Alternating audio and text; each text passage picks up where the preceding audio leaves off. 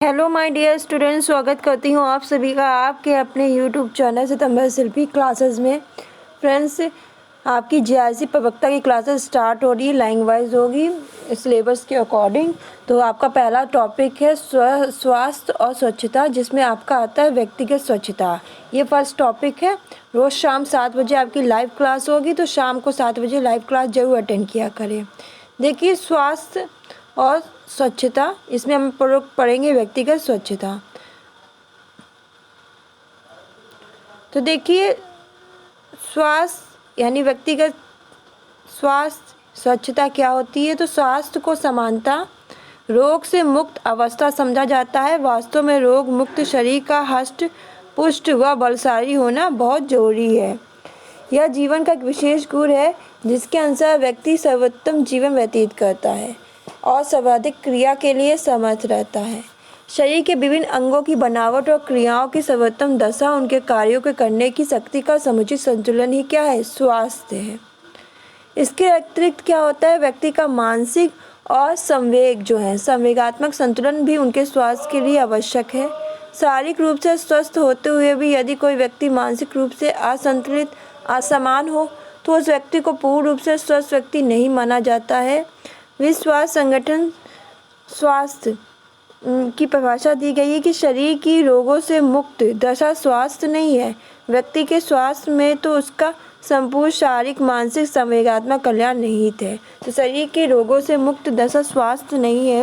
व्यक्ति के स्वास्थ्य में तो उसका संपूर्ण शारीरिक मानसिक और संवेगात्मक कल्याण निहित होता है। तो ये होता है स्वास्थ्य।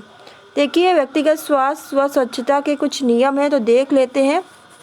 नियमबद्धता, तो क्या होता है कि अपने शरीर को स्वस्थ रखने के लिए आवश्यक है कि दैनिक कार्यों को नियमानुसार किया जाए, जैसे समय पर शौच आदि से निवृत्त होना, नाश्ता भोजन समय से करना, व्यायाम नियमानुसार नित्य प्रतिदिन करना, समय पर सोना, समय से उठना, अनेक कार्य प्रतिदिन समय से करते रहना चाहिए। शारीरिक स्वच्छता, तो त्वचा की स्वच्छता, तो देखिए इसमें शारीरिक स्वच्छता में आता है आपकी त्वचा की स्वच्छता, मुंह और दांतों की स्वच्छता, नाखूनों की स्वच्छता, बालों की स्वच्छता, आँखों की स्वच्छता, नाक की स्वच्छता, कानों की स्वच्छता, वस्त्रों की स्वच्छता। तो शारीरिक स्वच्छता में क्या आता है कि संपूर्ण शरीर की नियमित स्वच्छता स्वास्थ्य की दृष्टि से अति आवश्यक है। अनेक प्रकार के रोग उत्पन्न होते हैं। शारीरिक स्वच्छता के अभाव में विभिन्न संक्रामक रोगों के रोगाणु शरीर के संपर्क में आते रहते हैं, व्यक्ति रोगग्रस्त हो जाता है। इसके अतिरिक्त मानसिक स्वास्थ्य के लिए भी शारीरिक स्वच्छता बहुत आवश्यक है। शारीरिक स्वच्छता के लिए हमें कुछ अंगों की स्वच्छता पर ध्यान देना जरूरतमंद होता है। क्या होता है, त्वचा की स्वच्छता। देखिए, त्वचा की प्रत्येक व्यक्ति के लिए त्वचा बहुत आवश्यक है, किंतु भारतवर्ष जैसे गर्म देश में तो यह और भी अधिक आवश्यक हो जाता है, क्योंकि यहाँ पसीना बहुत अधिक आता है।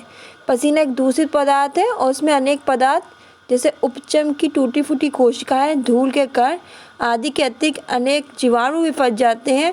इन पदार्थों को सराते हैं और उनसे दुर्गंध आने लगती है और अनेक प्रकार के चर्म रोग हो जाते हैं। त्वचा की सफाई के लिए स्नान करना बहुत ज़रूरी है। इससे त्वचा के छिद्र खुल जाते हैं और पसीना निकल जाता है। त्वचा से गंदगी हटने से बीमारियों की आशंका नहीं रहती है और स्नान करते समय शरीर को साबुन से साफ करना अच्छी बात है। शरीर को रगड़ना भी आवश्यक है ताकि इसकी मालिश हो सके और इससे शरीर में रक्त का संचार सुचारू रूप से हो सके। मुंह और दांतों की स्वच्छता, तो मुंह को स्वच्छ करना आवश्यक है, क्योंकि भोजन इत्यादि के टुकड़े दांतों में व अन्य स्थानों पर रुक जाते हैं जो बाद में सड़ने लगते हैं। फलस्वरूप जीवाणु अपना घर बना लेते हैं जो भोजन के साथ आहार नाल में चले जाते हैं और विभिन्न प्रकार के रोग उत्पन्न कर देते हैं। वैसे भी मुंह में तेजाब बन जाने से यानी कि अम्ल बन जाने से दांतों का जो पॉलिश है वो खराब हो जाता है। मुंह और दांतों की स्वच्छता के लिए भोजन या नाश्ते के बाद भली भांति कुल्ला करना चाहिए। शौच के बाद दांतों को अच्छे से मंजन करना चाहिए, दातून करना चाहिए, ब्रश आदि से साफ करना चाहिए। रात्रि को सोने से पूर्व दांतों को और मुंह की सफाई जरूर करनी चाहिए।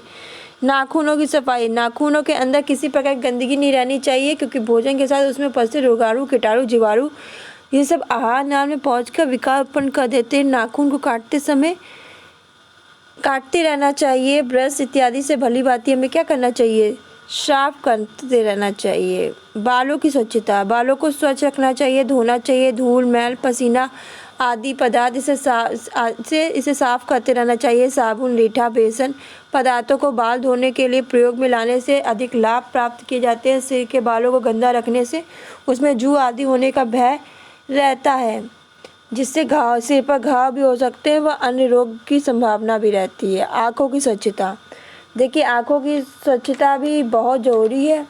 आँखों की धूल, मिट्टी, गंदगी आदि से बचाना चाहिए। आँखों को गंदे वस्त्र से कभी नहीं पोंछना चाहिए। कोई वस्तु, धूल इत्यादि गिर जाने पर आँखों को मलना नहीं चाहिए। चेहरे को साफ रखना चाहिए।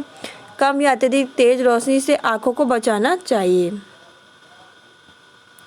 फिर आपकी नाक की स्वच्छता, देखिए नाक के अंदर निकले हुए तरल श्लेष्म में गंदगी एकत्रित होती है। तो नाक के अंदर जो तरल श्लेष्म में क्या होती है, गंदगी एकत्रित होती है। प्रतिदिन इसे अच्छी तरह साफ कर देना चाहिए। नाक की नियमित सफाई से हमारा श्वसन तंत्र स्वच्छ रहता है। श्वसन तंत्र संबंधी रोगों की प्राय आशंका नहीं रहती है। कानों की स्वच्छता, कान की भित्ति के अंदर एक प्रकार का तरल पदार्थ निकलता है जो बाहरी पदार्थों को अपने अंदर उलझा कर अंदर जाने से रोकता है। इसी कारण कान में मैल एकत्रित होता है। इसको सरसों का तेल डाल के रुई की फुलहारी से साफ करना चाहिए। वस्त्रों की स्वच्छता, शारीरिक स्वच्छता के लिए जहाँ एक और शरीर के विभिन्न अंगों को स्वच्छ रखना अनिवार्य है, वहाँ शरीर पर धारण किए जाने वाले वस्त्रों की स्वच्छता का भी ध्यान रखना बहुत जरूरी है। वस्त्र जहाँ एक और शरीर की रक्षा और ढकने का कार्य करते हैं, वही गंदे वस्त्रों से स्वास्थ्य को खतरा पैदा होता है। इनमें अनेक प्रकार के रोगाणु पड़ सकते हैं। त्वचा की अनेक बीमारी गंदे वस्त्र पहनने से होती है। उचित पोषण, देखिए व्यक्तिगत स्वास्थ्य के लिए उचित पोषण बहुत जरूरी है। उचित पोषण के लिए पर्याप्त मात्रा में संतुलित आहार की आवश्यकता होती है। इस प्रकार के आहार के अभाव में व्यक्ति अनेक कुपोषण और अल्पपोषित जनित रोगों का शिकार हो जाता है। उसका स्वास्थ्य बिगड़ जाता है। व्यायाम करना, शरीर को स्वस्थ बनाए रखने के लिए प्रतिदिन व्यायाम करना बहुत जरूरी है। व्यायाम शरीर की मांसपेशियों को अवश्य क्रियाशील बनाता है। इस प्रकार उसकी कार्य करने की शक्ति बढ़ती है। शरीर पुष्ट, स्फूर्त युक्त और सुंदर बन जाता है। विश्राम और निद्रा, शरीर की थकान को दूर कर फिर से कार्य करने की शक्ति उत्पन्न करने के लिए आराम बहुत आवश्यक है। इससे उसमें कार्य कुशलता बढ़ती है। निद्रा एक अति उत्तम विश्राम है। इस अवस्था में मांसपेशियां क्या होती हैं, शिथिल हो जाती हैं। उसके अंदर जो विषैले पदार्थ एकत्रित होते हैं वो हट जाते हैं। इस प्रकार अधिक कार्य कुशलता के साथ कार्य करने के लिए मांसपेशियां फिर से तैयार हो जाती है। मादक वस्तुओं से बचाव, व्यक्तिगत स्वास्थ्य के लिए आवश्यक है कि व्यक्ति हर प्रकार के नशों से दूर रहे। सभी मादक के सेवन का स्वास्थ्य पर प्रतिकूल प्रभाव पड़ता है। स्वास्थ्य मनोरंजन, देखिए व्यक्तिगत स्वास्थ्य के लिए स्वस्थ मनोरंजन बहुत जरूरी है। वास्तव में मानसिक और जो संवेगात्मक स्वास्थ्य है के लिए स्वस्थ मनोरंजन बहुत जरूरी है। मनोरंजन के कुछ उपाय शारीरिक स्वास्थ्य के लिए भी विशेषतः लाभदायक होते हैं। खेल कूद, व्यायाम इसी के साधन है। स्वस्थ मनोरंजन के ही साधन है। खेल कूद, व्यायाम इसी के ही साधन हैं। तो ये थे आपके व्यक्तिगत स्वच्छता के क्या नियम हैं और स्वास्थ्य के क्या नियम हैं। इसी के साथ ये टॉपिक फिनिश होता है कि व्यक्तिगत स्वास्थ्य क्या है, स्वच्छता क्या है। नेक्स्ट क्लास में हम लोग नेक्स्ट टॉपिक के साथ मिलेंगे। तो फ्रेंड्स आज के लिए बस इतना ही। मिलते हैं नेक्स्ट क्लास में।